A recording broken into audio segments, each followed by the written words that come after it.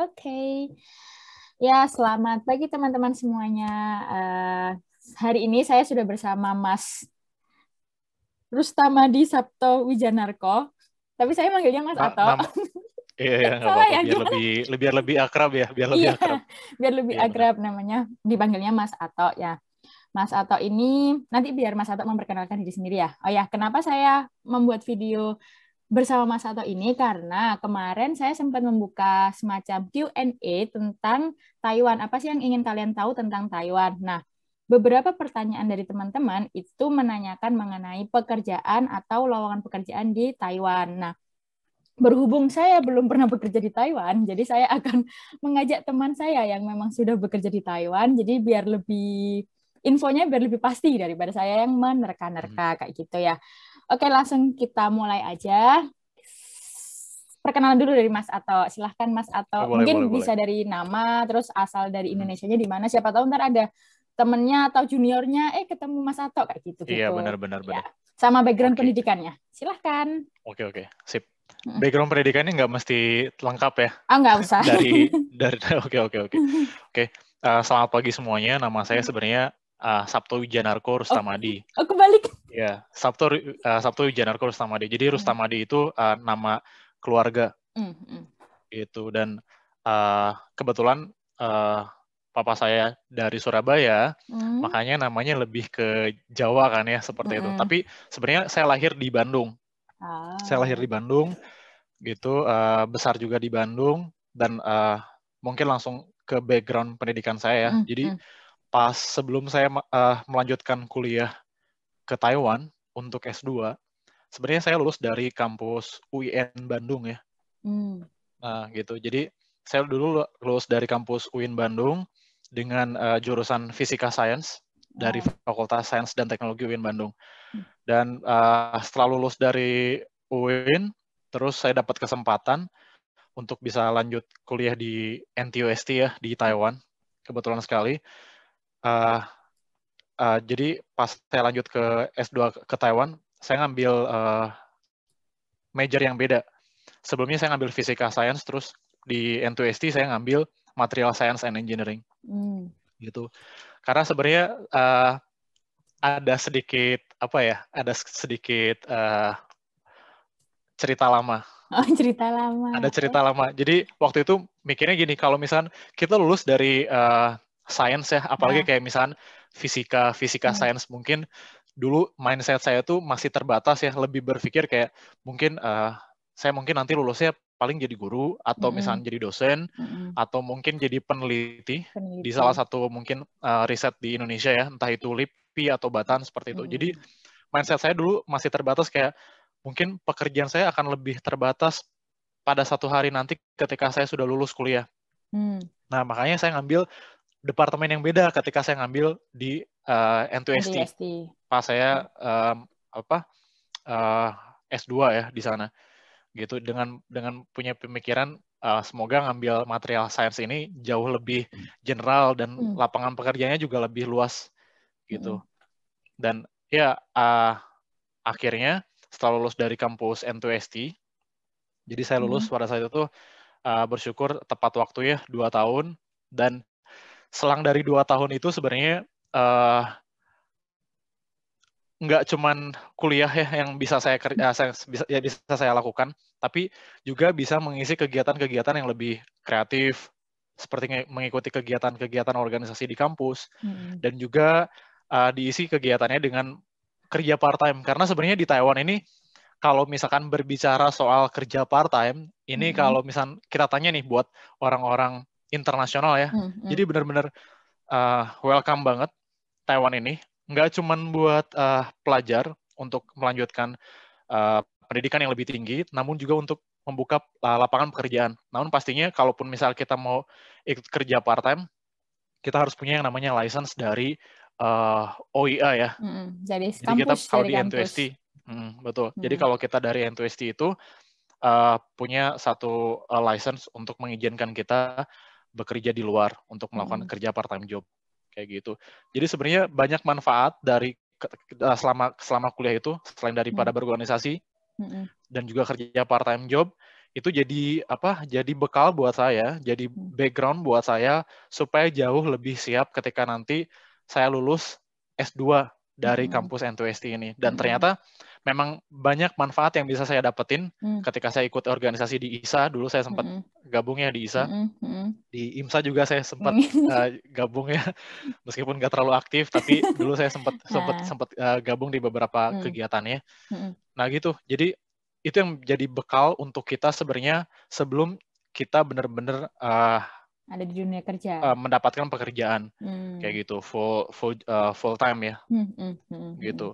Dan sebenarnya kalau misalnya kita berbicara soal pengalaman kerja ya, sebenarnya kayak misalnya tadi yang saya bilang ya, jadi pengalaman kerja itu nggak mesti harus didapat dari pengalaman kerja yang full time ya, yang kita kerja dalam satu perusahaan, atau misalnya kita kerja dalam entah bidang apapun itu ya, entah mungkin di restoran ataupun apapun itu.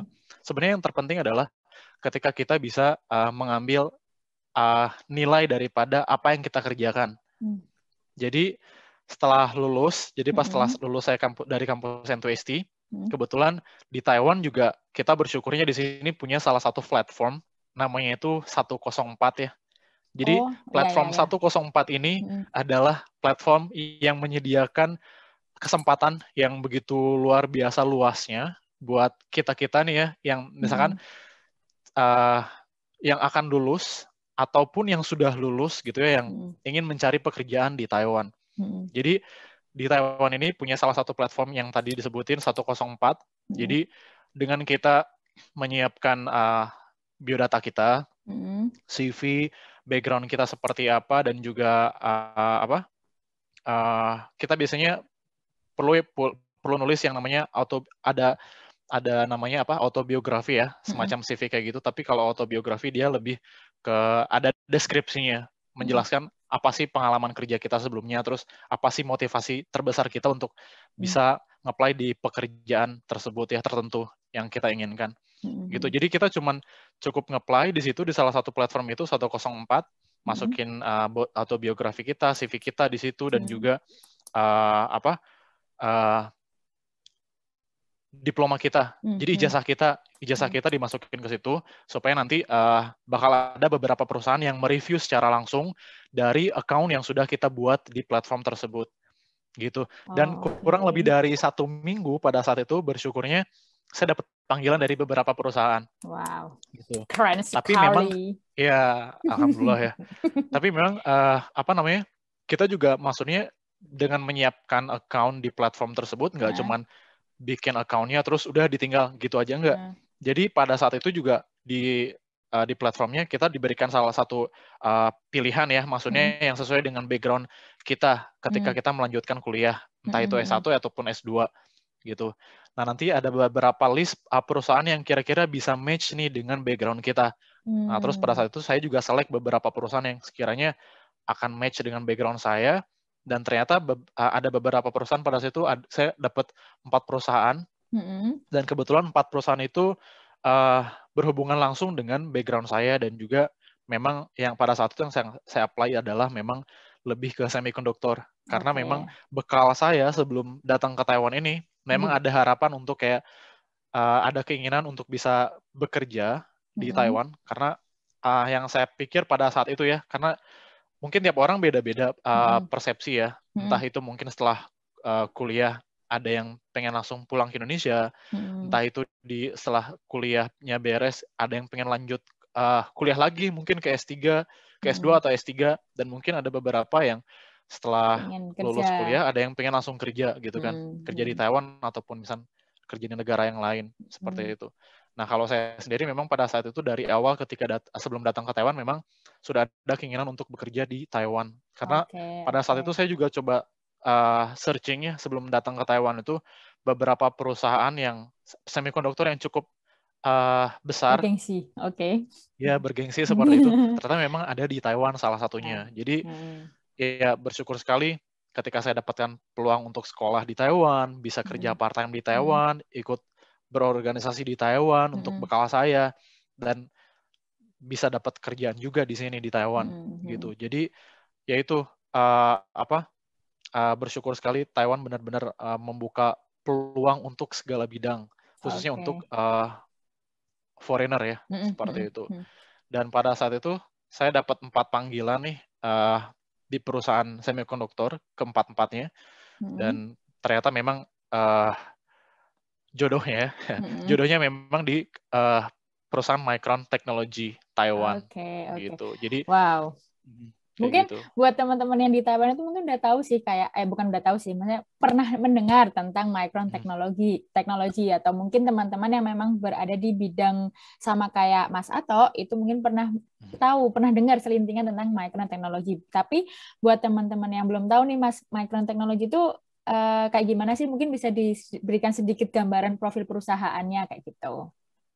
Nah, oke. Jadi Micron teknologi ini merupakan 5 terbesar ya sebenarnya semikonduktor terbesar di dunia, gitu kan. Kita punya beberapa perusahaan lain di sana yang mungkin saya nggak akan sebutin, gitu. Nah, di mana Micron merupakan salah satu perusahaan terbesar untuk di semikonduktor, gitu. Kalau misalkan untuk beberapa orang yang kurang begitu familiar ya dengan Micron ini, kalau misalkan kita pernah lihat ya dalamannya komputer, gitu ya, di CPU mungkin ada salah satu produk Micron di chipnya ya, entah itu mungkin di chipnya atau mungkin ada beberapa di memori gitu kan ya. Di situ biasanya ada label Micron. Jadi Micron ini merupakan perusahaan semikonduktor yang bergerak memproduksi ada DRAM, ada NAND juga, ada flash gitu. Jadi banyak beberapa teknologi yang dikembangkan di Micron, tapi memang yang paling begitu terkenalnya di Micron yaitu teknologi DRAM-nya. Gitu. Terus kalau Micron sendiri itu sebenarnya perusahaan asli Taiwan atau dari luar yang ada di Taiwan atau kayak gimana sih Mas? Nah, jadi perusahaan Micron ini sebenarnya adalah perusahaan milik US gitu. Cuman karena perusahaan ini cukup besar, makanya dia punya beberapa tempat di negara-negara lain.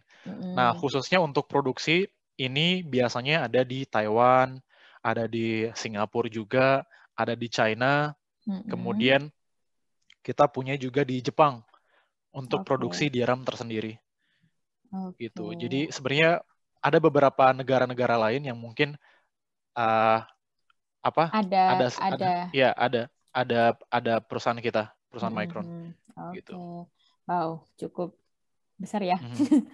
Iya, dan memang kebetulan juga Husnul di Taiwan ini merupakan salah satu produksi terbesar untuk Micron teknologi. Betul. Gitu. Berarti kalau misalkan dari ceritanya Mas Ato dari waktu S1 terus S2 di sini dan sekarang kerja di Micron, berarti itu memang berkesinambungan ya. Maksudnya apa yang Mas Ato pelajari dari S2, ya meskipun material science kan sebenarnya juga luas dari cakupannya. Betul, kita bisa memilih salah satu dari fokusannya itu, dan kayaknya Mas Ato memang concernnya ke sana dan memang sudah ada dari awal kan, cita-citanya dari awal pengen kerja di bagian semikonduktor kayak gitu kan ya. Oke, mantap lah. Terus kalau misalkan kan itu kan ceritanya tadi kan dari lewat 104 Mas Ato tuh cari kerjanya. Betul. Itu tuh berarti kayak semacam LinkedIn ya? Apa sih? Gimana ngomongnya? Aku lupa ngomong. Yang kayak kalau misalkan jadi kayak bikin account terus nanti di-review sama perusahaan-perusahaan kayak gitu. Betul. LinkedIn kan. Terus habis itu kayak dulu pernah Mas Ato itu waktu di 104 itu berarti daftar sendiri, bukan kayak kan ada beberapa jalur nih, kita tahu lah itu sudah menjadi rahasia publik bahwa untuk mencari pekerjaan itu ada beberapa jalur, ada yang jalur cari-cari sendiri dari web, ada jalur apa itu namanya job fair. Soalnya kan di Taiwan kalau misalkan pas di tahun-tahun lulusan itu kan juga banyak banget yang mengadakan job fair untuk pekerjaan untuk perusahaan-perusahaan besar kan ya. Nah, terus kayak ada yang juga dari rekomendasi profesor kayak gitu. Berarti ini Mas Ato lewat jalur yang cari sendiri dari web atau seperti apa? Sebenarnya kalau dihitung dari platform ini ya berarti kita lewat jalur yang cari sendiri. Oke. Gitu. Karena meskipun kita sudah punya account-nya di 104 ini, kan kita juga harus menentukan perusahaan mana sih yang sebenarnya match sama background kita dan kita juga tertarik dengan bidang tersebut. Tapi memang sebenarnya sebelum kita juga masuk ke platform ini juga kan kadang kita juga butuh referensi ya untuk gimana caranya sebelum kita nge-apply di perusahaan tertentu yang kita inginkan. Kita punya perlu yang namanya background daripada perusahaan itu. Karena dengan kita tahu background perusahaannya seperti apa, karena kan kadang mungkin kita nggak terlalu tahu ya sebenarnya background perusahaannya seperti apa, tapi mungkin kita cuma punya keinginan kita pengen kerja di semikonduktor. Udah gitu aja. Itu sebenarnya nggak cukup dari situ, tapi kita harus butuh mempelajari perusahaannya seperti apa, kemudian benefitnya tuh seperti apa dari perusahaan tersebut, gitu. Jadi kita juga harus pelajari benefitnya seperti apa, kemudian selain kita juga interest dengan perusahaannya, juga kita juga harus tahu sebenarnya departemen mana sih, karena kan perusahaan itu punya beberapa departemen ya, entah itu mungkin di departemen itu ada yang lebih ke proses engineer, ada yang mungkin lebih ke IT, software, seperti itu, pengembangan program, kemudian ada juga yang seperti yang sales, marketing, di semikonduktor itu benar-benar sebenarnya cakupannya cukup luas. Jadi nggak akan khawatir buat teman-teman semuanya yang misalkan, sebenarnya background aku tuh sebenarnya bukan di science, sebenarnya background aku tuh bukan di engineer, tapi mungkin nggak sih bekerja di satu perusahaan yang besar yang sama gitu ya di Micron, seperti itu pastinya bisa gitu. Tetap ada change untuk itulah ya. Betul seperti itu. Jadi yang terpenting adalah ketika kita sudah cukup mempelajari background perusahaannya seperti apa, kemudian departemen apa yang akan kita apply, itu jauh lebih penting sebenarnya dibanding ketika kita cuma melirik, ya udah kita pengen kerja di Micron misalkan seperti itu. Kerja di satu perusahaan yang besar aja nggak cukup, tapi kita perlu mempelajari departemen mana nih yang akan kita nanti kerja pada suatu saat nanti. Jadi bisa lebih kayak spesifik gitu ya, kita udah bisa nentuin aku mau di sini kayak gitu kan untuk terus jadi kan tadi kan Mas Sato juga sudah cukup menjelaskan dengan jelas di awal bahwa Mas Sato setelah lulus itu kayak menyiapkan berkas-berkas semacam apa itu namanya CV, terus transkrip, jasa dan kawan-kawan. Jadi mungkin itu seperti berkas pada umumnya ya, berkas pada umumnya untuk melamar pekerjaan. Terus untuk proses ininya sendiri Mas, kayak ini mungkin agak detail sih Mas, maksudnya kayak waktu Mas Sato apply, terus habis itu Mas Sato kan dihubungin nih sama perusahaan, kira-kira cocok nggak, terus kayak proses interviewnya sendiri itu ada berapa kali sih untuk di case-nya Mas Sato? Kan mungkin kalau di perusahaan lain akan sedikit berbeda cara proses penerimaannya. Nah untuk di tempatnya Mas Sato itu kayak gimana sih? Oke, sebelum saya jelasin sebenarnya lebih spesifik pas saya daftar kerja di Micron gitu ya. Jadi sebenarnya di Taiwan ini mungkin secara global ya, mungkin ada beberapa kategori interview. Jadi ketika kita sudah submit CV kita, sudah submit ijazah kita, transkrip kita, dan mereka interest buat meng-hire kita ke tahap selanjutnya, setelah mereka interest itu, biasanya mereka melakukan beberapa kali interview. Nah, interviewnya itu mungkin bisa ada dua cara. Yang pertama adalah yang via call. Jadi biasanya setelah misalkan kita nih sudah nge-apply perusahaannya, kemudian perusahaannya juga interest kepada kita, ini biasanya mereka akan kontak kita, mungkin pertama bisa via call, mereka bakal kontak kita langsung via call gitu, telepon gitu ya, untuk memastikan apakah kita yang mendaftar ini tuh benar-benar tertarik dengan perusahaannya, kemudian sudah mempelajari background-nya seperti apa, dan pastinya mereka juga akan tanya sekitar berapa pendapatan yang akan didapat pada akhirnya, betul yang akan diinginkan, dan sebenarnya seberapa besar ekspektasi kita terhadap perusahaan tersebut gitu ya. Itu jadi di awal itu sebenarnya udah iya di awal telepon tuh akan seperti itu. Jadi selain pasti biasa ya mereka akan menanyakan kayak misalnya background kita seperti apa, dan pastinya ini ada beberapa tips nih buat teman-teman semuanya. Kalau misalnya untuk jalur pertama ini ya, yang via call, karena biasanya via call nggak akan mungkin kan telepon misalkan 1 jam atau 2 jam. Pasti biasanya mereka telepon kita dalam beberapa waktu menit yang sangat singkat gitu ya, mungkin cuma kayak 10 menit gitu ya. Mereka biasanya kayak akan menanyakan yang pastinya ya, coba jelaskan, coba bisa menjelaskan, dideskripsikan tentang kita dalam waktu misalkan 1 menit atau 2 menit gitu. Jadi Maksudnya 1 menit tentang 2 menit itu harus perusahaannya, benar nggak mendeskripsikan tentang kita diri sendiri, kita. Oh, oke, oke. diri kita, background Heeh. kita, kenapa bisa sampai benar-benar match dengan perusahaan ini.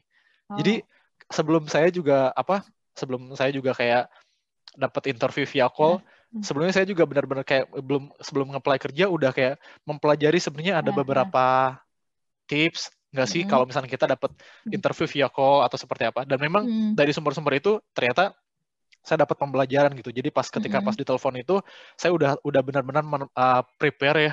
Mm. Jadi gimana caranya saya supaya mendeskripsikan tentang saya dan juga ketertarikan saya dengan perusahaan tersebut dalam waktu tertentu, misalkan cuma 1 menit atau 2 menit.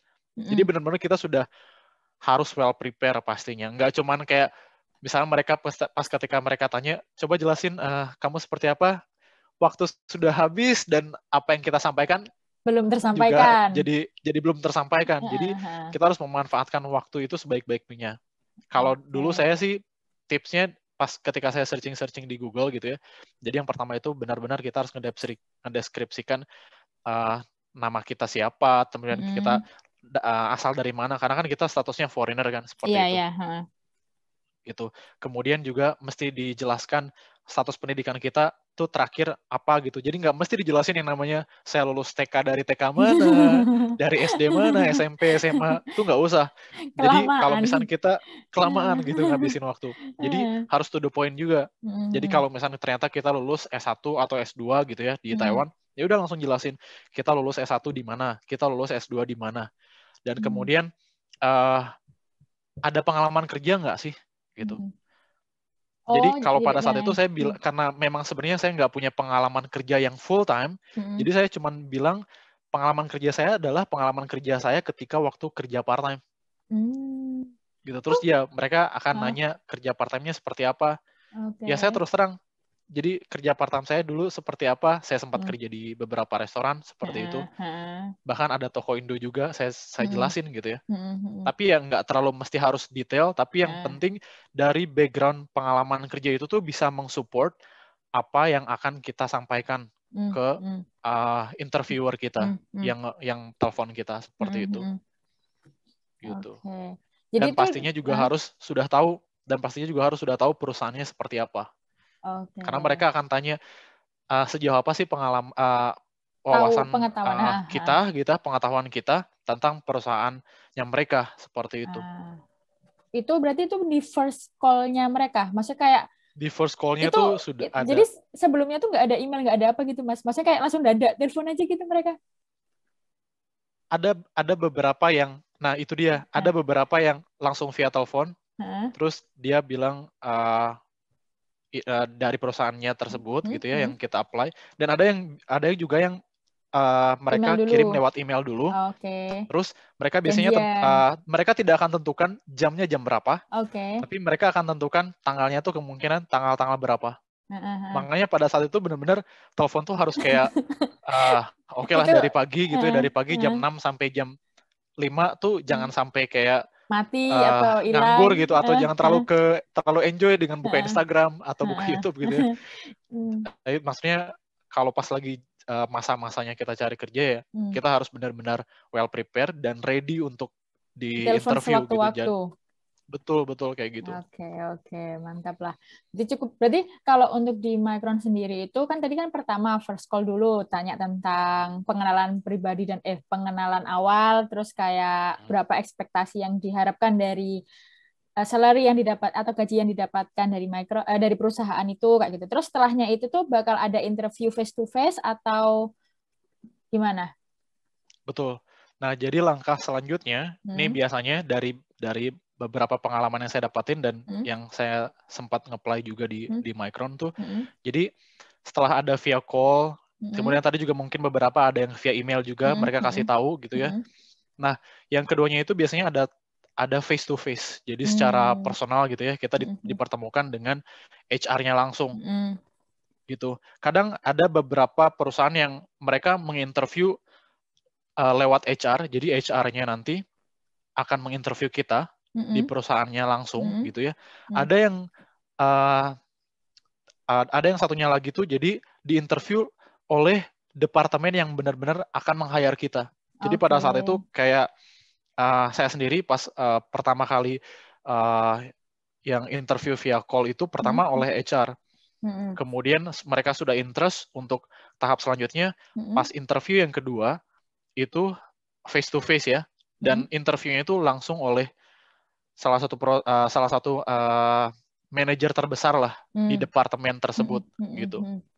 Jadi karena mereka juga perlu melibatkan orang yang expert ya di bidangnya dan memastikan siapa yang akan di-hire-nya itu adalah orang yang cocok gitu ya, yang match dengan apa yang mereka butuhkan dan apa yang mereka perlukan seperti itu. Jadi yaitu face to face juga sama. Jadi nanti mereka akan menanyakan lagi secara singkat gitu ya tentang background kita, pengalaman kerja kita seperti apa gitu. Dan ada salah satu hal yang penting nih ya. Jadi pada saat saya interview, jadi si manajer itu tanya saya, "Kamu sudah pernah kerja belum?" Tentunya di situ kan saya agak mikir pengalaman kerja apa ya? Ya udah, saya maksudnya apapun yang sudah saya lakukan sebelumnya ketika masa-masanya kuliah, ya udah saya sampaikan gitu. Jadi saya sempat bilang kan tadi di awal ya, saya sempat ikut organisasi dan juga kerja part-time job. Nah, kerja part-time job ini sebenarnya adalah salah satu pengalaman pekerjaan saya sebenarnya. Gitu. Dan kalau misalnya buat teman-teman sekalian yang sekarang lagi kerja part-time job, jangan khawatir, kerja part-time job itu merupakan salah satu pengalaman kerja kita. Cuman di sini adalah gimana caranya kita menyampaikan pengalaman daripada kerja part-time job ini punya salah satu nilai-nilai tertentu nih yang bisa disampaikan dan bisa nanti dilakukan ketika kita bekerja di perusahaannya ketika kita sudah diterima. Jadi waktu itu benar-benar si interviewernya nanya, jadi kayak kamu sudah pernah kerja di mana gitu ya. Ya udah saya jelasin, saya sudah pernah kerja part-time job. Saya bilangin, saya kerja part-time job saya tuh di beberapa restoran seperti itu. Terus mereka bilang, emang kerja part-time job di restoran itu ada benefitnya gitu buat kita di perusahaan semikonduktor yang cukup besar gitu seperti kan? Ini gitu ya. Kalau misalkan kita berpikir hanya sekedar berbicara ini match atau enggak, ini related ke background kita sama perusahaannya atau enggak, pasti orang berpikir secara umum nggak ada backgroundnya, nggak ada nyambung gitu kan? Korelasinya, bener nggak ada nyambungnya, bener, jadi nggak nyambung. Akhirnya bener kan antara misal gini kerjaan kita misalnya motong sayur di sana di restoran atau kerjaan kita di restoran cuma melayani pelanggan gitu ya, bersihin ngelap gitu. restoran Sebenarnya gitu kan. Di balik itu semua tuh banyak nilai-nilainya yang tersembunyi di balik itu. Jadi saya sampaikan ke interviewernya nilai-nilai yang saya dapatkan adalah ketika saya kerja di part-time job itu, saya dilatih untuk bisa berkomunikasi dengan pelanggan. Nah, nanti someday ketika saya sudah kerja di perusahaan, ini merupakan salah satu bekal saya untuk bisa berkomunikasi baik, entah itu dengan pelanggan, entah itu dengan tim saya, entah dengan leader saya. Nah, itu tuh nilai-nilai yang perlu kita ambil sebenarnya dari job experience sebenarnya dari situ. Bukan dari title saya. Sebenarnya dulu saya sempat kerja misalkan mungkin ya, ini salah satu contoh saja, misalkan saya dulu sempat kerja di perusahaan besar, misalkan entah di YouTube, di Facebook, kan orang lebih mikir, wow, pasti kerjanya gede. Prestis tapi gitu kan. Kita nggak prestis juga kan, tapi kita nggak tahu value-nya itu seperti apa. Jangan-jangan di sana cuman nggak ngapa-ngapain gitu, cuman numpang nama doang gitu kan. Jadi ya itu tipsnya itu adalah ketika kita mengambil satu hikmah ya, satu nilai-nilai tertentu dari apa yang sudah kita kerjakan. Karena saya punya moto buat diri saya sendiri ya, sekecil apapun yang kita kerjakan gitu ya, sepersekian detik apa yang kita kerjakan pasti ada nilainya gitu. Mantap. Jadi mantap. Nilai itu yang harus kita sampaikan ke apalagi ketika interview kan kita harus memastikan kalau misalkan si interview ini tuh benar-benar tertarik dengan kita, dengan apa yang membedain kita dengan orang lain. Nah itu cari uniknya dari diri kita sendiri. Dan interviewernya pada saat itu sih memang sempat kayak surprise gitu ya, agak kaget juga. Loh, kok bisa kamu ngejelasin antara job experience dengan job yang akan kamu yang kamu tertarik gitu ya, di yang akan yang kamu pengen nge-apply sekarang gitu ya. Jadi dia benar-benar kayak mengapresiasi, yaitu sebenarnya job experience tuh dari nilai-nilainya gitu. Dan ya bersyukur dari situ ya interviewernya tertarik dengan saya. Jadi lebih ke ini ya, maksudnya kayak bukan berarti ketika Mas Sato cerita seperti ini, kan Mas Sato cerita seperti ini karena memang ya jalan hidupnya Mas Sato seperti itu kayak gitu kan. Maksudnya betul. bukan berarti terus teman-teman nanti part-time misalkan ada pilihan part-time di tempat yang sesuai dengan bidangnya teman-teman dan yang tidak sesuai dengan bidangnya teman-teman. Bukan berarti juga saya memaksa buat teman-teman semuanya bekerja di restoran, enggak pastinya. Jadi sesuai dengan apa ketertarikan kesempatan yang teman-teman ada semuanya sih lebih tepatnya. Dan kesempatan yang ada. Karena kayak yang setahu saya, misalkan kita ngomong di NTU, kan karena saya dan Mas Sato dulu sekampus ketika S2, di NTUSI sendiri itu sebenarnya kalau untuk part-time dari beberapa, di departemen lain Mas Sato, bukan departemen kita, bukan yang departemen sejenis kita, itu ada part-time yang memang sesuai dengan kerjaan lab-nya, kayak gitu. Nah, itu biasanya ada. Nah, kalau misalkan memang teman-teman di departemen teman-teman atau di tempat pendidikan teman-teman itu ada seperti itu, ambil itu karena itu chance-nya cukup besar. Selain dari hard skill-nya, juga pasti dari soft skill-nya. Karena kalau misalkan dari penjelasan Mas Ato tadi, itu sebenarnya luar biasa sekali. Maksudnya Mas Ato mencari dari sisi lainnya. Misalkan nih kotak nih, itu lihatnya nggak dari depan, dari samping, dari belakang, kayak gitu. Maksudnya kayak ada nilai-nilai soft skill-nya, terus kayak mungkin bisa juga selain komunikasi, kayak time management juga dari Mas Sato. Kan sekolah dan part-time itu kan juga nggak gampang ya, Mas ya? Betul. Itu kan lelah kayak gitu. Terus kayak komitmen Mas Sato, terus juga Masnya komitmen dalam bekerja yang istilahnya, ya kan kita bekerja dimanapun kan kayak kata Mas Sato bilang, itu kan pasti ada value-nya, dan itu tuh salah satu value besar adalah komitmen ketika bekerja. Mungkin itu yang bikin Mas Sato itu, orang-orang yang di waktu itu nge-interview Mas Sato itu kayak tertarik, wow, ini orang kayak gini, bisa nih mikir kayak gini, kayak gitu. Jadi maksudnya bukan berarti kalian harus kerja part-time di restoran, tapi betul. Nah, kalian apalagi dapat kalau misalnya tadi yang disampaikan sama gitu. Kusnul kan, benar. Apa yang disampaikan Kusnul benar. Ketika kita, apalagi kalau misalnya kita ternyata punya satu kesempatan nih yang ternyata si part-time job ini tuh benar-benar related sama lab kita gitu ya, sama pendidikan kita, itu jauh lebih bagus lagi. Gitu. Iya. Cuman itu balik lagi gimana caranya ngambil nilai dari dan itu. Istilahnya kan kalau misalkan kita interview gitu kan, kasarnya kan kayak kita mempromosikan diri kita ke orang lain kayak gitu, gimana caranya mereka tertarik sama kita kayak gitu kan. Dan ya dari situ kita belajar banyak dari Mas Ato, kita belajar banyak hal tentang kayak melihat sesuatu dari sudut pandang yang lain. Menurut saya sih itu sangat apa ya, kayak nggak semua orang kepikiran kayak gitu loh, Mas. Maksudnya kayak mungkin orang yang kayak kerja di part time job ya, kita tahu kalau misalkan part time job untuk mahasiswa di NTUS itu di Taiwan itu kan kayak banyak di restoran, di toko-toko kayak gitu kan. Mungkin ada yang nggak kepikiran sampai ke yang sudut pandang Mas Tato tadi. Jadi itu bisa buat referensi kalian juga kayak gitu ya. Terus kita lanjut ya, kan kalau misalkan jadi udah interview, udah deal-dealan semuanya, kontrak dan kawan-kawan. Terus kan biasanya kalau misalkan di perusahaan itu kan ada namanya prohibition ya, Mas? Atau gimana kalau misalkan di tempatnya Mas Sato itu ada prohibitionnya berapa lama? Terus kayak gimana gitu?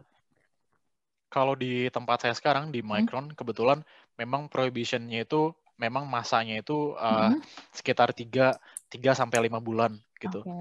Jadi ketika di awal saya kerja pertama kali gitu ya di Taiwan, karena kan saya masih kerja di satu perusahaan yang sama, cuman untuk di tahun ini saya bekerja di tempat yang berbeda gitu, karena kebetulan di Taiwan sendiri untuk perusahaan Micron ini kita punya di 2 tempat. Yang pertama itu ada di Taoyuan ya, kemudian yang kedua itu ada di Taichung. Nah sebenarnya main company-nya itu sebenarnya ada di Taichung, karena di Taichung sendiri kita punya yang namanya front end dan back end. Kalau di semikonduktor nih ya, buat teman-teman yang tertarik, jadi kita kalau di Taichung ini, di Micron Technology Taichung ini, kita ada front end dan juga back end gitu. Tapi kalau misalkan di Taoyuan, itu kita cuma punya yang namanya front end gitu. Kasih clue-nya aja sedikit ya. Jadi apa sih yang membedakan antara front end dan back end gitu ya? Kalau front end itu jadi lebih ke produksi DRAM tapi masih dalam bentuk silicon, dalam bentuk wafer gitu. Jadi kan basic material yang kita pakai dalam DRAM itu adalah silicon wafer ya. Jadi benar-benar satu silicon wafer itu kita desain dengan beberapa proses, dengan beberapa proses tertentu. Jadi satu komponen untuk ngebikin yang namanya DRAM tersebut gitu. Nanti dari front end itu nanti bakal ditransfer ke back end. Nah di back end itu nantinya akan akan disusun. Nah makanya kita punya yang namanya assembly. Dan setelah nanti disusun structure-nya itu dan juga melakukan testing untuk memastikan kualitasnya tuh baik seperti itu sebelum dikirim ke customer gitu ya. Nah nanti setelah disusun seperti itu menjadi salah satu teknologi DRAM, kemudian nantinya di package dan baru di transfer atau di ship ke customer kayak gitu. Ya. Oke. Tadi tanya apa itu? Oh ya, prohibition-nya ya. Buat prohibition-nya sendiri, yang tadi saya bilang ada yang 3 bulan. Untuk yang di awal itu saya pertama kali kerja itu sampai 5 bulan bahkan. Oh, jadi itu tergantung departemen atau? Sebenarnya yaitu prohibition-nya, regulasinya itu sebenarnya rata-ratanya, kalau diambil rata-ratanya ya, prohibition-nya itu pasti 3 bulan. Cuman ya itu karena kan beberapa departemen ya, beberapa regulasinya beda ya. Kalau di Taoyuan pada saat itu saya sampai 5 bulan. Jadi selama waktu 5 bulan itu juga kita nggak ngapa-ngapain pastinya. Jadi kita juga belajar, learning by doing. Kalau misalnya kita, nah ini yang ngebedain antara kita kuliah dan kita kerja gitu ya. Mungkin ada orang yang mikir ya, sempat berpikir, kerja itu ternyata ya tidak seenak yang kita pikirkan, atau misalnya ternyata dunia pendidikan itu jauh lebih asik, lebih nyantai gitu ya. Bener, tapi memang bener. Pas ketika kita kuliah, sekarang kita lebih pengen berpikir gimana caranya kita pengen lulus, gimana caranya kita pengen dapat kerja, bener nggak?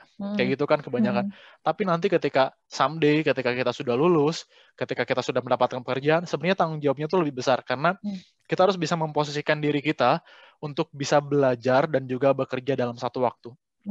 Jadi bukan lagi kayak kita misalkan kita menerima pelajaran gitu ya atau beberapa course dari lecture-nya gitu ya.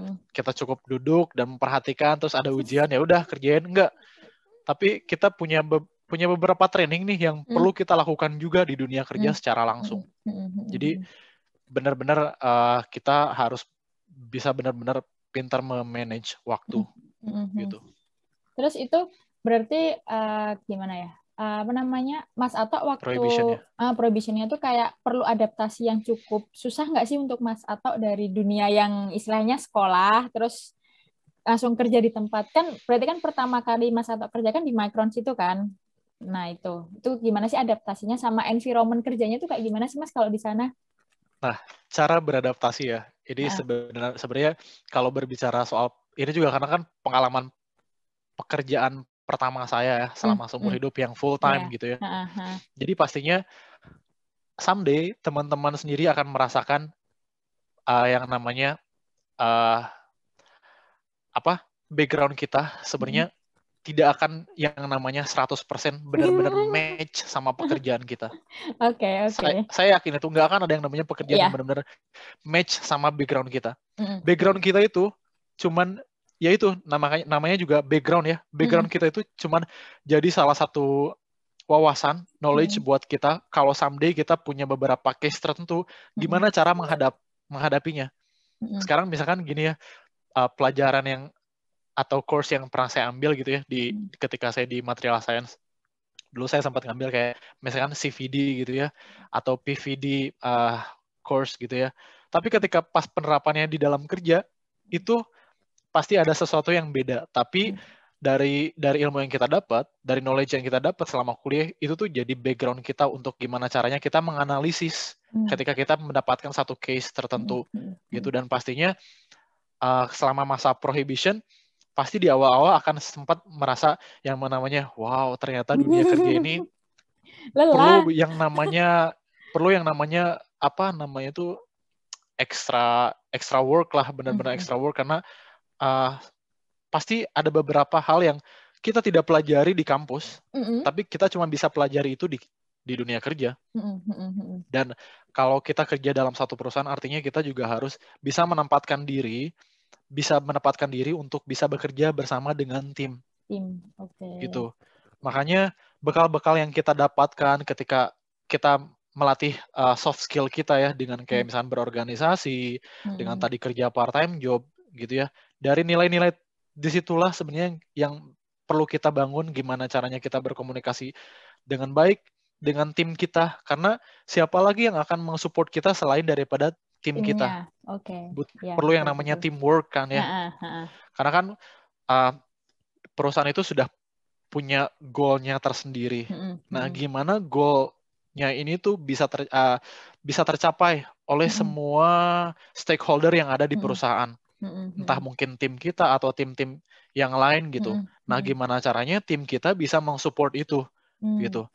Kan dalam satu tim itu pasti ada yang namanya leader, ada tim member gitu ya, ada seniornya gitu kan ya. Ada orang-orang yang sudah expert lah di bidangnya. Nah, kita kadang kan nggak akan mungkin ya ketika kita kerja setiap waktunya kita pasti tanya terus ke leadernya atau ke senior kita, ke leader kita atau ke tim kita, karena mungkin mereka juga dalam satu waktu harus mengerjakan pekerjaan mereka, benar nggak? Gitu. Jadi kadang kita juga harus bisa punya feeling yang namanya kapan kita harus bisa belajar dan juga bekerja, harus bisa memanage waktu itu. Tapi bersyukur pada saat itu dalam waktu prohibition 3-5 bulan itu, jadi saya benar-benar pakai untuk kayak, kalau di perusahaan saya kebetulan jadi ada beberapa training, ada beberapa course yang online gitu. Jadi kapanpun kita bisa dapat. Dan beruntungnya pekerjaan saya juga bisa diakses ketika saya pulang ke rumah nih. Saya masih bisa mengakses komputer saya. Gitu. Jadi kapanpun saya pengen belajar ya tinggal belajar gitu. Jadi lebih fleksibel seperti itu. Berarti kan gitu. Tetap, maksudnya meskipun sudah lulus sekolah, itu kan tetap tidak berhenti untuk belajar, tetap belajar terus kayak gitu kan. Belajar tuh pasti nggak akan ada habisnya lah. Gitu. Jadi kalau yang capek belajar, ya nggak usah kerja, soalnya kerja juga belajar kayak gitu. Nah itu dia, gitu. Dan akan tadi ya selama prohibition gimana sih cara beradaptasinya? Tadi yang pertama komunikasi nih. Komunikasi itu benar-benar harus dibangun dengan baik dengan tim. Karena walau bagaimanapun kita nggak akan pernah bisa bekerja sendiri. Kita bekerja sama-sama, komunikasi. Yang keduanya adalah gimana caranya kita juga bisa mengobservasi ya di lingkungan kita. Kapan waktunya kita mungkin bisa berdiskusi dengan tim-tim kita. Terus kemudian sebelum kita berdiskusi itu, topik apa sih yang kira-kira yang akan kita bawa ketika kita diskusi. Gitu. Dan kita juga harus punya yang namanya problem solving ya. Ketika kita punya masalah nih, apa sih sebenarnya solusi kita kepada tim kita, memberikan ide-ide apa nih yang baik untuk membangun tim kita ke depan seperti apa. Jadi benar-benar dibutuhkan yang namanya percaya diri untuk bisa berkomunikasi dan juga membangun kita, nge-trigger untuk kayak gimana caranya kita memberikan ide-ide yang baik gitu untuk kemajuan tim dan juga kemajuan perusahaan. Jadi lebih ke maksudnya kayak kalau misalkan pernah dengar istilah itu, kita berdiskusi dengan gelas setengah isi. Jadi bukan gelas kosong. Kalau gelas kosong kan kita nggak tahu apa-apa tuh. Kalau yang setengah isi kan kita ada tahu, cuman kita masih menerima dari orang lain. Jadi kayak ya komunikasi, terus kayak feedback ketika discussion itu sangat penting ya Mas, untuk di perusahaan, maksudnya untuk bekerja dalam sebuah tim kayak gitu kan. Ya, terus berarti mungkin kalau misalkan dulu pernah dengar cerita dari teman-teman, sebenarnya kalau kayaknya adaptasi di tempat pekerjaan itu ya kurang lebih hampir sama. Yang dibutuhkan itu teamwork, terus communication, terus kayak tadi kata Mas Ato, kita harus percaya diri, confidence akan kemampuan kita kayak gitu kan, dan mau belajar dan mau memberikan ide-ide yang baru, entah yang inovatif atau seperti apa kayak gitu kan. Karena kalau misalkan teman-teman mikir kok bisa sih seseorang memberikan ide yang baru, ya karena orangnya belajar kayak gitu, yang kata Mas Ato bilang. Mas Ato sampai pulang ke rumah pun kadang masih membuka materi yang harus dipelajari di perusahaan kayak gitu kan, karena ketika kita makin belajar terus akan semakin menemukan mungkin bisa pakai ide ini atau ini kayak gitu yang akan bisa didiskusikan ketika ada di timnya di perusahaan kayak gitu. Oke, Dan keren apa? ada satu lagi Mm-mm, Kusnul yang bisa mm-mm, saya share ke teman-teman ya. mm-mm. Dan itu juga pasti bergantung ke seberapa besar motivasi kita ketika kita bekerja. Oke, Dan oke. kadang saya juga di awal-awal ketika saya mikir gitu ya, Mm-mm, loh kok mm-mm. saya kerja sama orang lain ya dituntut untuk kayak apapun harus mengikuti Ah, aturan perusahaan gitu ya. mm, Tapi kalau kita sudah bisa menempatkan diri kita untuk kayak apa yang kita kerjakan itu pasti ada value-nya mm-mm, dari situ mm-mm, nih. mm-mm, Nah, jadi saya yakin apa yang saya kerjakan itu nggak akan ada yang sia-sia gitu. Nggak, mm-mm, jerih payah yang saya lakukan itu, keringat saya itu nggak akan ada yang sia-sia. Pasti mm-mm, ada benefitnya, nggak cuma perusahaan, tapi buat diri saya sendiri gitu. mm-mm, mm-mm, mm-mm. Gitu. Jadi biar nggak kerasa capek gitu ya ngerjain Nah, itu sesuatunya dia, itu. benar. Kalau kita mikir-mikir kan, ini kerjaan banyak banget, capek, pasti capek gitu. Tapi kalau Heeh, kita benar-benar dibarengin yang namanya bareng dengan feeling kita yang heeh, kita punya feeling bagus, motivasi heeh. yang bagus, kita kerja Hmm. itu ya untuk nggak cuma kemajuan perusahaan, tapi kemajuan diri kita gitu. Heeh. Oke, mantap sekali itu. Nah, itu kayaknya yang jadi catatan penting sih, Mas, karena beberapa akhir-akhir ini sepertinya saya sering mendengar keluhan, keluhan atau sambatan orang-orang kalau misalkan kerjaannya itu berat, terus kayak capek, kayak kok nggak selesai-selesai ya. Ketika kita mikir ke sana, mungkin kita akan ngerasa capek banget kayak gitu kan, capek banget kerja Ya, hidup kayak gini, susah-susah ini kayak gitu. Cuman kalau betul betul. misalkan kita menikmati dan mencoba mencari dari sisi yang lain, mungkin kita bisa menikmati apa yang sedang kita jalani kayak gitu kan, dan akan mungkin terasa lebih ringan meskipun sebenarnya nggak ringan kayak gitu kan. Iya iya Sebenarnya benar-benar. berat kayak gitu. Beban Oke, hidup kita saja sudah iya berat gitu ya. betul sekali. Ini namanya hidup ya. Oke, terus tadi kan Mas Ato bilang kalau misalkan sampai Mas Ato sempat pulang terus kayak baca materi di rumah kayak gitu. Nah, sebenarnya itu berapa lama sih Mas waktu yang di waktu bekerja Mas Ato dalam satu hari di perusahaannya Mas Ato ini? Waktu kerja profesional ya Mas ya? Kerja profesional pastinya 8 jam Oke, 8 jam. Itu gitu. dari start Kerja jam berapa profesional. sampai Jadi jam berapa? kita biasanya kalau buat yang produksi nih ya, kita harus Mm-mm, kayak start benar-benar on time dari jam 8 sampai mm-mm, jam 5 tuh ya harus benar-benar apa di situ gitu, mm-mm, mm-mm, nggak ada alasan tertentu. Tapi mm-mm, di beberapa, tapi tergantung juga dengan departemennya. mm-mm. Seperti departemen yang saya sekarang lakukan gitu ya.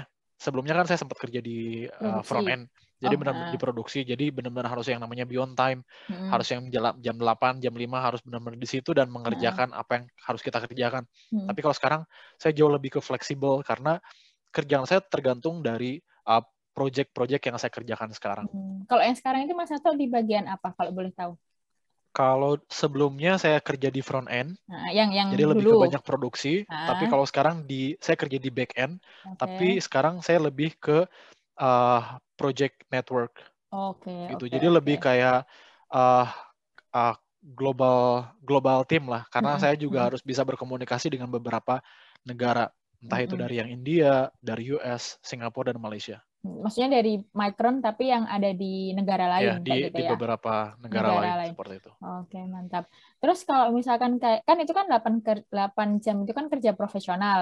Nah, ada lembur nggak sih Mas kalau misalkan di Micron itu? Pastinya, pasti. Oke. Jadi jangan khawatir nih buat teman-teman semuanya kalau misalnya kerja, Nah, pastinya di perusahaan besar ya, pasti mereka juga karena di beberapa perusahaan juga ada beda regulasi ya. mm-mm, Ada mm-mm, yang beberapa perusahaan itu tidak menyediakan overtime mm-mm, untuk kerja lembur. mm-mm. Makanya ya benar-benar based on 8 jam itu Jam. ya untuk Mm-mm, kerja gimana mm-mm, caranya memaksimalkan seperti itu. Tapi mm-mm, kalau untuk perusahaan saya sendiri mm-mm, itu kita punya uh, apa overtime.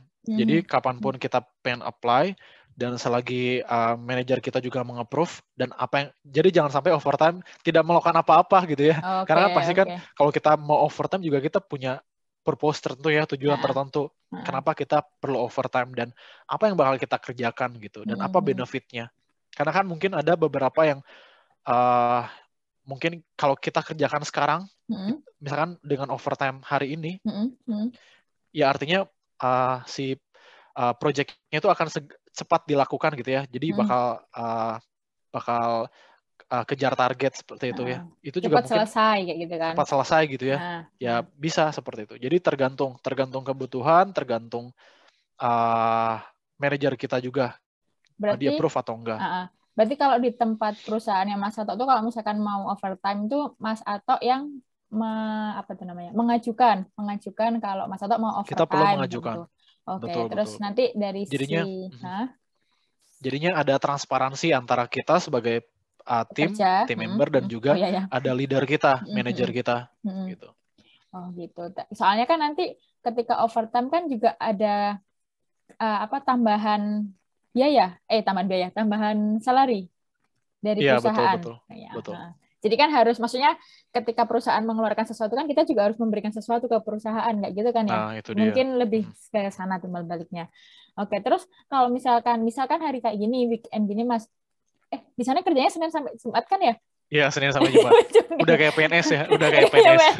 Nah, terus kalau misalkan kayak Sabtu atau Minggu atau misalkan pas hari-hari libur nasionalnya Taiwan, karena kita sedang ada di Taiwan, misalkan pas hari libur nasionalnya Taiwan gitu, ada nggak sih tiba-tiba kayak calling dari manajer atau dari mana, misal untuk mengerjakan sesuatu yang di luar jam kerja dan di luar overtime?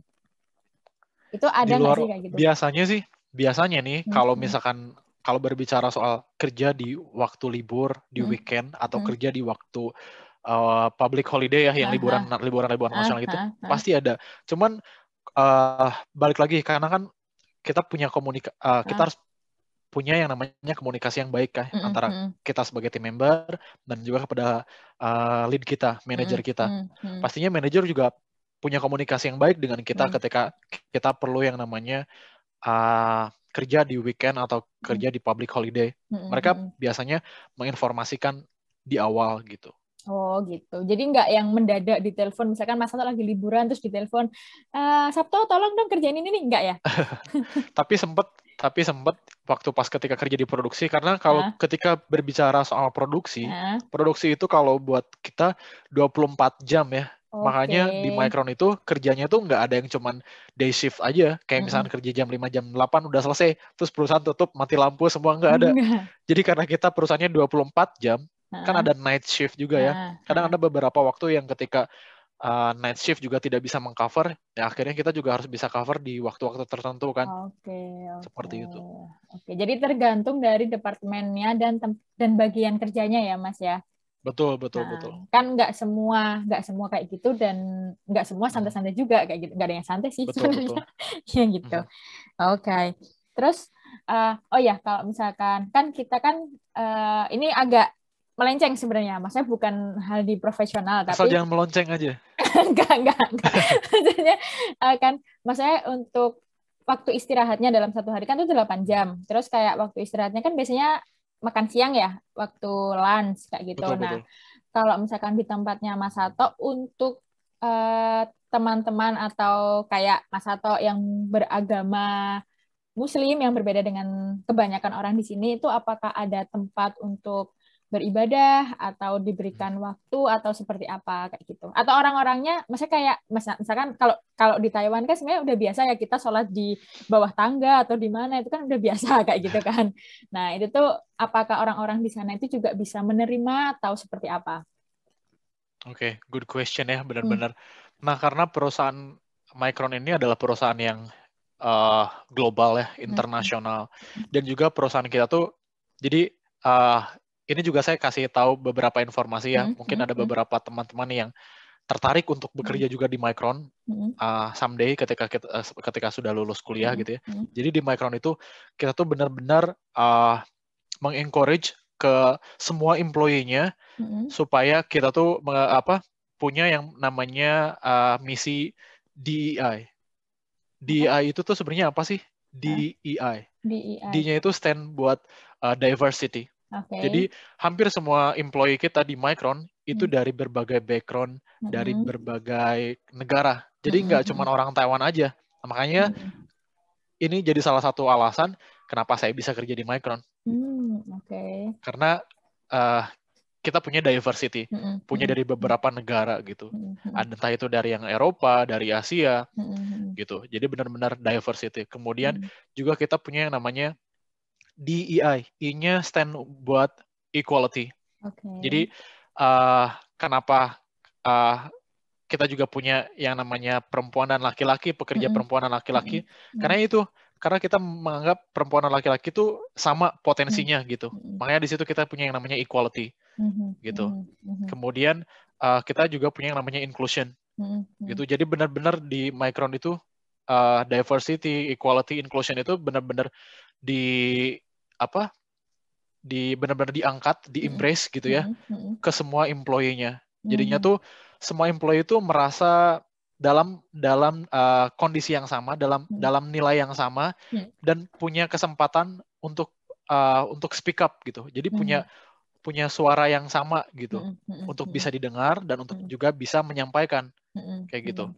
Dan kebetulan sekali karena saya beragama Muslim, dan di Micron tentunya mereka menyediakan tempat ibadah untuk orang-orang Muslim. Jadi mereka punya prayer room, gitu ya. Bukan sebesar masjid yang kita pikirkan gitu ya. Jadi ada salah satu ruangan tertentu yang mirip kayak musola seperti itu ya. Jadi ada, dan benar-benar cukup worth it lah untuk nyaman kita untuk sebagai Muslim yang gitu menjalankan ibadah gitu ya. Gitu. Jadi nggak usah khawatir untuk masalah beribadah kalau misalkan ini kita ngomong Micron ya. Kalau di perusahaan lain ya kita belum tahu, kita belum nanya ke perusahaan lain. Betul. Jadi untuk di Micron seperti itu. Jadi dan sebenarnya pun kayaknya sepengalaman saya kalau misalkan di Taiwan itu misal untuk masalah ibadah itu masih bisa dikomunikasikan sih. Mereka juga kan dan maksudnya untuk ibadah kita kan bukan yang sampai 5 jam kayak gitu kan. Jadi ya masih bisa dikomunikasikan dengan pihak-pihak yang berwenang di perusahaannya kayak gitu. Oke. Terus kalau misalkan terus kan tadi Mas Ato sempat bahas di awal ya. Ini monggo sih Mas Ato cuman bisa memberikan gambaran secara umum. Di awal kan bilang kalau misalnya waktu pertama telepon kan ditanyain masalah ekspektasi salary atau gaji yang kita dapatkan dari perusahaan tersebut kayak gitu. Nah, terus misal kita ngomong masalah Mas Ato misal di bagian produksi sebelumnya sama yang sekarang itu apakah dan kan Mas Ato hitungannya pendidikan terakhir master ya S2 kayak gitu kan. Nah, itu biasanya kisaran gajinya itu seberapa sih? Karena kebanyakan dari kita itu kan sebenarnya salah satu motivasi bekerja adalah gaji kayak gitu kan. Ya nggak, maksudnya nggak usah detail kisarannya aja. Kisarannya pastinya gini ya, kalau di perusahaan yang cukup besar, apalagi internasional, biasanya perusahaan-perusahaan ini tuh cukup mengapresiasi pendidikan kita. Jadi mereka akan kategori ketika kita lulus hanya S1 atau lulus S2 atau lulus S3. Jadi mereka akan mengkategori dari lulusan 3 ini gitu. Jadi secara tidak langsung title yang kita dapat itu bakal beda. Jadi untuk yang lulus S3 nih. Yang lulus S3 kan kita di Micron tuh ada beberapa level ya. Jadi kayak ada S1, E2, ya itu akan bergantung juga sesuai dengan gajinya gitu ya. Jadi ketika kita lulus S1, S2, S3, kita nggak akan disamain gajinya pertama itu. Yang kedua adalah kan di Micron itu ada beberapa departemen yang mungkin prioritasnya tuh ada yang spesifik ke produksi dan mungkin ada yang lebih ke marketing, ada yang ke sales. Pasti dari tiap departemen itu ada sedikitnya berbeda sedikit lah. Pasti ada berbeda sedikit. Karena kan nggak akan mungkin ya produksi 24 jam akan disamakan sama marketing mungkin ya. Karena kan marketing cuma day shift aja, nggak akan mungkin 24 jam gitu. Tapi mungkin secara otomatis sistem kan pasti 24 jam. Tapi kan untuk maintenance-nya nggak akan mungkin sampai 24 jam gitu. Pasti beda kan. Maksudnya betul. Nah dari situ juga akan beda. Tapi kalau saya ambil rata-rata ya, kalau S1 saya kurang begitu paham karena saya lulus dari S2 kan. Nah itu biasanya sih range-nya itu biasanya sekitar, saya sebutinnya NTD berarti apa? NTD nggak apa-apa. NTD apa? Ntar saya convert-kan. Itu biasanya untuk yang S2 itu ya dimulai dari yang 48 sampai yang 60. 48.000 sampai 60.000. Iya, maksimum ya, maksimum sekali. Saya perlu kalkulator kayaknya Yang untuk pasti menghitung ya. kalau S3 pastinya di atas itu. Ya kemungkinan beda lah sekitar 10%, 10% dari situ ya pasti beda. Kemungkinan sih sekitar 10% ya dari S1, S2, S3.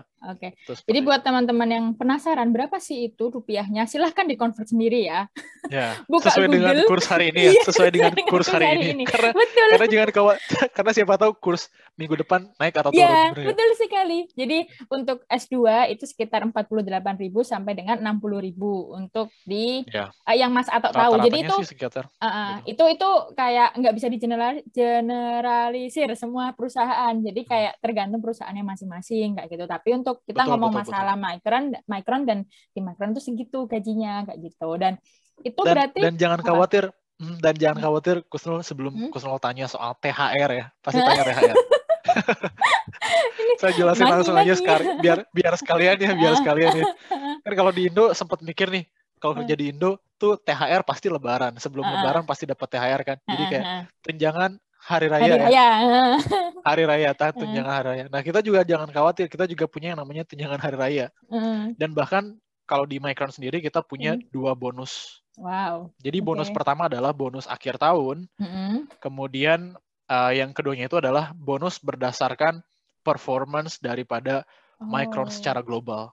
Jadi ya kemungkinan kalau dihitung berapa kali gaji, itu kemungkinan hitungannya adalah 4 kali gaji. Nah, 4 bulan mantap. kali gaji kita. Silakan dihitung sendiri ya teman-teman.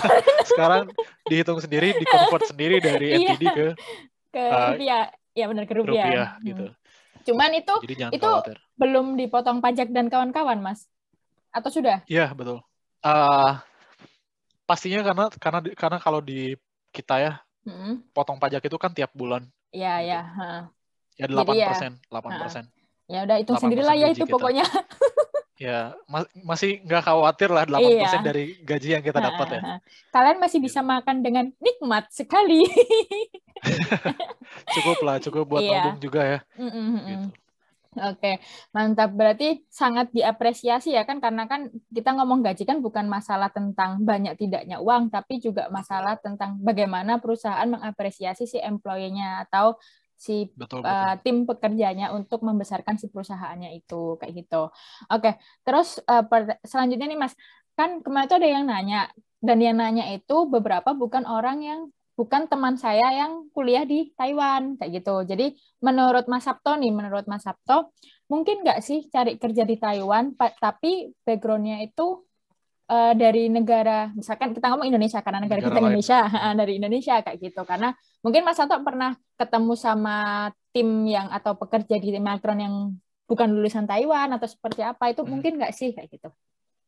Pastinya. Jadi benar-benar ya jadi promosi ini. Ini bukan promosi ya, ini cuman berbicara soal fakta. Karena saya memang kerja pada saat ini kondisi saya kerja di Micron seperti itu ya. Enggak, sekalian juga mengencourage teman-teman semuanya kalau misalnya ada yang tertarik kerja di Micron, jadi jangan khawatir, benefitnya banyak yang bakal kita dapat gitu. Jadi jangan khawatir juga kalau misalnya buat teman-teman semuanya yang lulus dari negara-negara lain atau lulus dari negara Indonesia nge-apply di Taiwan atau dari Indonesia nge-apply ke Singapura, ke Jepang, selagi itu masih Micron gitu ya, kesempatan itu pasti ada dan benar-benar disediain gitu. Jadi buat teman-teman yang tertarik sekarang tuh tinggal search aja di Google ya. Tinggal dibuka di situ adalah tinggal ketikin aja di situ job Micron. Oke, mantap tuh. Dari job Micron itu, dari websitenya, dia bakal list tuh beberapa departemen yang sesuai dengan background kita. Karena nantinya misalkan gini, background kita misalkan engineer ya, tinggal klik aja di situ engineer, terus kemudian nanti bakal muncul beberapa list. Atau misalnya background kita manajemen, tinggal klik aja di situ manajemen, beberapa departemen listnya tuh bakal pop out lah kayak gitu. Jadi jangan khawatir, karena beberapa teman saya juga yang sekarang di sini di Taichung gitu ya, ada yang mereka lulusan dari Berkeley, dari kampus-kampus yang bukan di Taiwan bahkan gitu ya, mereka kerja juga di sini. karena mereka mikir Taiwan safe, terus sekarang COVID-19 cukup baik, ya mereka pilih untuk kerja di sini. Bekerja di sini. Oke, berarti Betul. untuk teman-teman yang di Indonesia nggak usah khawatir yang bisa kerja di Micron. Ini kita khususkan ke Micron, itu bukan cuma lulusan Taiwan aja, tapi buat teman-teman yang sekiranya ingin dan percaya diri untuk bisa bekerja di sana, itu bisa buka di webnya si Job Micron ya, Mas? Micron. Ya, Job Micron itu. Nanti aku kasih IG-nya Mas Sabto. Jadi kalau misalnya kalian mau ini saya bisa kasihin linknya kali ya. Iya, atau kalian mau tanya-tanya seputar personalnya Mas Sabto, bisa ke orangnya langsung ya. boleh. Ya, terus udah sih itu sih cukup jelas ya, saya rasa dari awal Mas Sabto menjelaskan dari nyari kerjanya, terus kayak apa aja yang perlu disiapkan, kemudian udah dikirim apa yang perlu disiapkan, terus kayak langkah-langkahnya dan tips-tips yang sebenarnya kecil-kecil yang kita tuh kadang nggak menemukan atau kita tidak terfikirkan untuk ketika apply kerja kayak gitu kan ya. Terus sama hal-hal yang kayaknya sih menurut saya yang saya garis bawahi dari awal itu, di sini yang dominan itu bukan cuma hard skill-nya doang atau bukan tentang pengetahuan mengenai semiconductor doang, tapi juga tentang soft skill-nya. Jadi kayak dari teamwork-nya, dari komunikasinya, terus kayak attitude pasti di nomor satu kan Mas? Maksudnya attitude dalam berkomunikasi, attitude kan sangat luas kayak gitu kan. Jadi untuk teman-teman semuanya, saya rasa itu cukup jelas kayak gitu kan. Nah, untuk dari Mas Sabto sendiri, ada nggak sih Mas pesan-pesan yang ingin disampaikan ke teman-teman yang mendengarkan, yang sedang istilah kayak adik-adik kita ya, adik-adik kita. Adik-adik kita. Ya nggak apa-apa lah, meskipun bukan adik kandung ya. Iya nggak apa-apa, adik-adik kita yang mungkin kita juga belum pernah ketemu gitu kan. Maksudnya apa sih yang ingin disampaikan untuk mereka yang notabene kita ngomongin masalah psikologis generasi ya, generasi adik-adik kita tuh berbeda dengan generasi kita yang kita cukup banyak melihat pembahasan mengenai generasi yang hidup di media sosial yang sangat besar kayak gitu kan. Nah, luar biasa dengan nilai-nilai yang mungkin agak kurang didapatkan karena apalagi sekarang sedang pandemi, jadi seringnya di rumah aja, jarang ketemu sama orang, kan itu akan mempengaruhi bagaimana kita berkomunikasi dengan orang lain, attitude kita ke orang lain kayak gitu. Mungkin hal-hal yang ingin disampaikan Mas Sabto, sepengalaman Mas Sabto dari part-time job, dari sekolah sampai di kuliah ini, apa sih yang ingin disampaikan ke adik-adik kayak gitu? Adik-adik, teman-teman. Oke, pertama tentunya mau mengapresiasi ya apa yang sekarang Husnul sampaikan gitu ya. Kenapa Husnul juga bisa menyediakan salah satu, ini bisa disebut layanan informasi yang benar-benar selain informatif juga jadi semoga memotivasi. Jadi salah satu motivasi, benar-benar jadi motivasi. Nggak cuma motivasi buat teman-teman semuanya sekarang yang menyaksikan YouTube channelnya Husnul ya, entah itu adik-adik atau rekan-rekan kita atau mungkin ada yang lebih senior dari kita, lebih senior dibanding saya sekarang. Ya itu mudah-mudahan dari informasi ini itu bisa didapat manfaatnya seperti itu. Dan buat disebutnya apa ya, close statement ya. Buat kesan-kesannya benar-benar mengapresiasi dengan adanya ini layanan ini ya, informasi dari Husnul luar biasa, mantap. Makanya jangan lupa untuk subscribe dan share gitu ya. Tapi yang terpenting adalah dari apa yang saya sampaikan tadi ya tentang pengalaman kerja saya, gimana cara saya mendapatkan pekerjaan, itu sebenarnya tadi sudah disampaikan benar-benar detail oleh Husnul ya. Jadi bakal pertama itu harus kita menyiapkan selain daripada hard skill kita pastinya kita dapat dari pendidikan kita ya. Pendidikan kita entah mungkin itu S1, S2 ataupun S3, itu pasti hard skill itu didapat dari pendidikan gitu ya, yang kita dapatkan gitu, ataupun pendidikan yang non formal yang kita dapatkan yang tidak hanya di sekolah saja gitu ya, tapi di luar sekolah, hard skill itu pasti bisa dipelajari. Tapi yang namanya soft skill seperti keterampilan kita untuk bisa berkomunikasi, untuk kita bisa bekerja sama dengan tim member kita, untuk menumbuhkan rasa motivasi, confident kita, untuk bisa speak up, untuk bisa memberikan ide-ide yang terbaik kita untuk tim kerja kita, teamwork kita, lead kita. Ya, itu sebenarnya yang perlu kita latih dari awal gitu ya.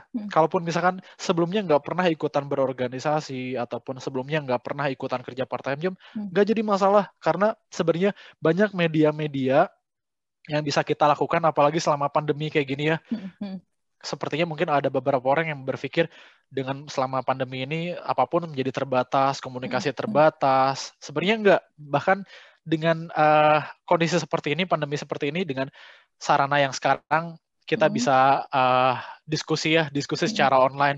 Ini juga bagian daripada kita bisa melatih komunikasi kan ya, bisa melatih komunikasi, mendapatkan informasi, dan juga yaitu mengamalkan apa yang kita dapatkan ya dari informasi yang sudah ada.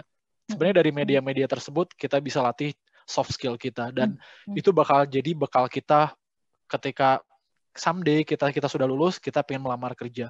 Gitu. Karena kan informasi di dunia yang sekece ini ya, saya bilang dunia yang sekece ini karena apa? Karena informasi segala macam lengkap.